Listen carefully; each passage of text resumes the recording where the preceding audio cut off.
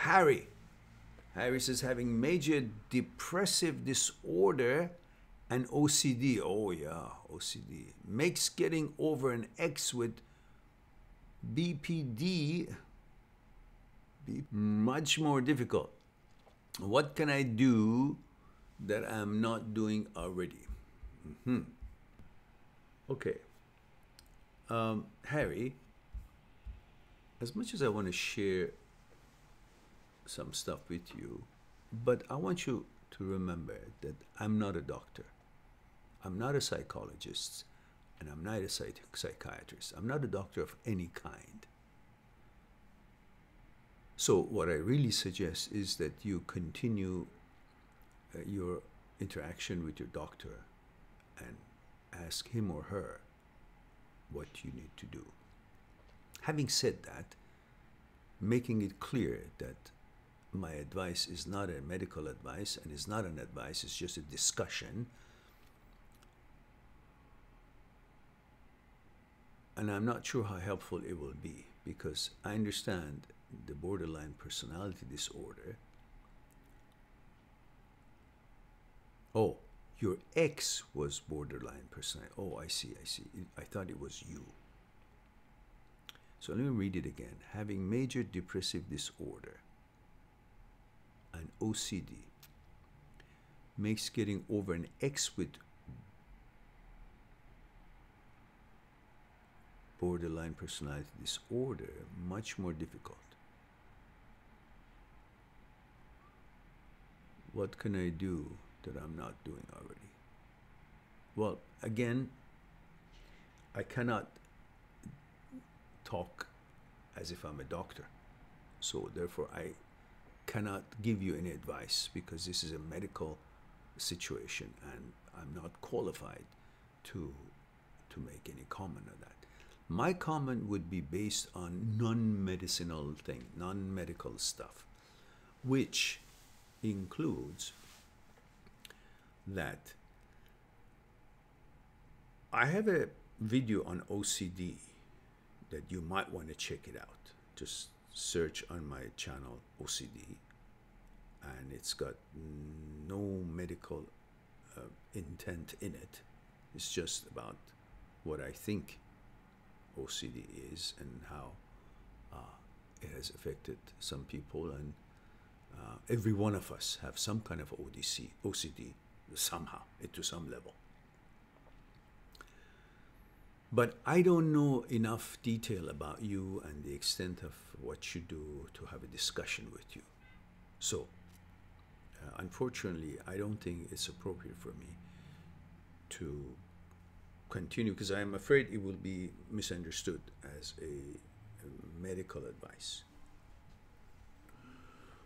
But generally speaking about OCD, it is something that you try to negotiate with your mind in seeking psychological security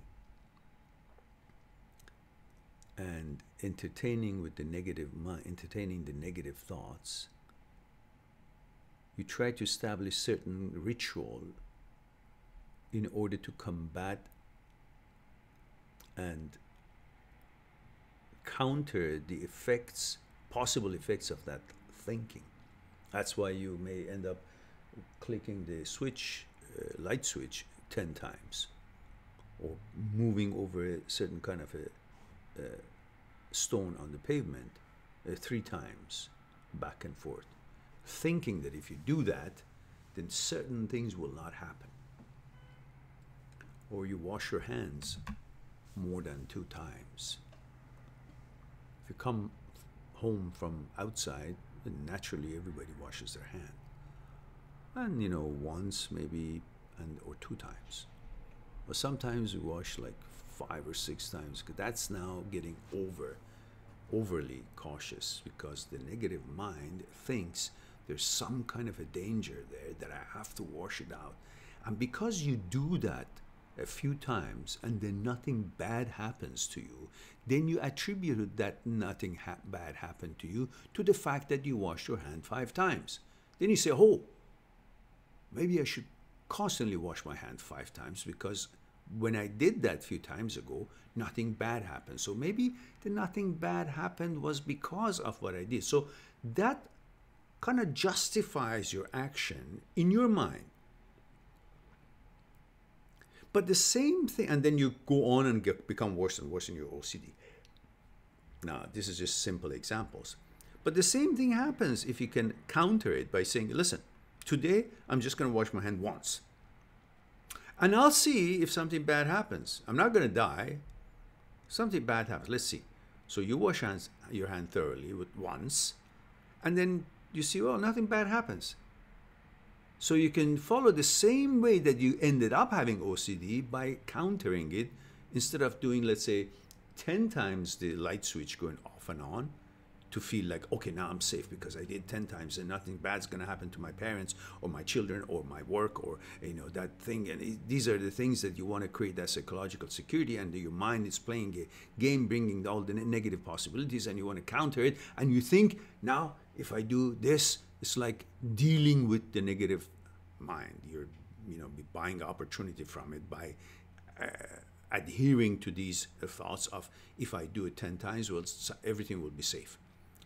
Now you can counter it by next time not doing 8 times, do 8 times instead of 10 times. You will see nothing happen either. And 2-3 days you do it 8 times, nothing happens. Then the next day you do 5 times. And you see, oh, I did turn the light switch on 5 times, nothing happens. Then you do it 3 times. Next day, they say, oh, still nothing happens. Then you do 2 times. Oh, nothing bad happens today either. And I did 2 times. I didn't do 10 times. I did 2 times. Then you do once. And you're back on track. See, hey, looks like all that time was bullshit. It was my mind playing tricks. Same thing with the hand. I wash it once. Nothing happened. So there's no necessity to wash it 10 times. Or I went over this, you know, pavement, you know, tile 5 times. This time I just do once, just to see. Because if OCD was correct in these things, then we could have just sat down and did, you know, touch our hand to the wall 5 times and hope that there'll be $1 million in our bank. Because we do think about the negative part. If I don't do it, I get in an accident or I lose some money. So why don't you do it the other way? Say, look, if I then do it 10 times, maybe I'll have $1 million in the bank. And you will see it won't happen. If this kind doesn't happen, then the bad kinds will not happen even. In other words, they have no relevance. And that is a short way of saying how to handle this kind of behavior. And perhaps that would be some starting point to understand. Anyhow, I have a video on OCD, and perhaps you want to check it out. Otherwise, it will become quite a long story here.